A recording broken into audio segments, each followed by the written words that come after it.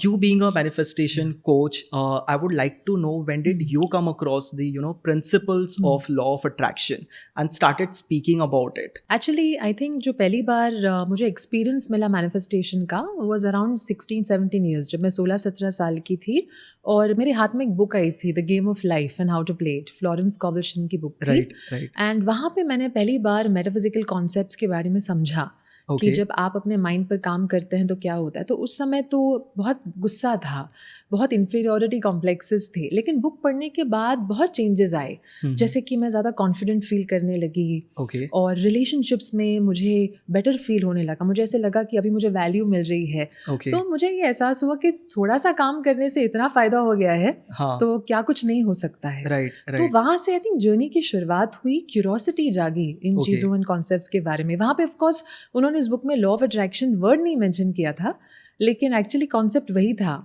Okay. Mind power से क्या हो सकता है, आपकी बॉडी हीलिंग से लेकर आपकी रिलेशनशिप्स में क्या हो सकता है। And I think that time it was not familiar also about law of attraction, at Yeah. least in India.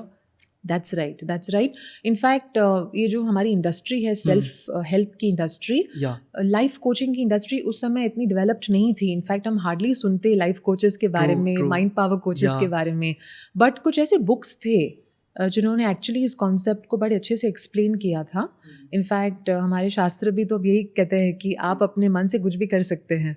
So I think कहीं ना कहीं क्यूरोसिटी थी, बट बुक्स पढ़ने के बाद और अपने ऊपर काम करने के बाद एक इंकरेजमेंट मिली, वहाँ से जर्नी की शुरुआत हुई।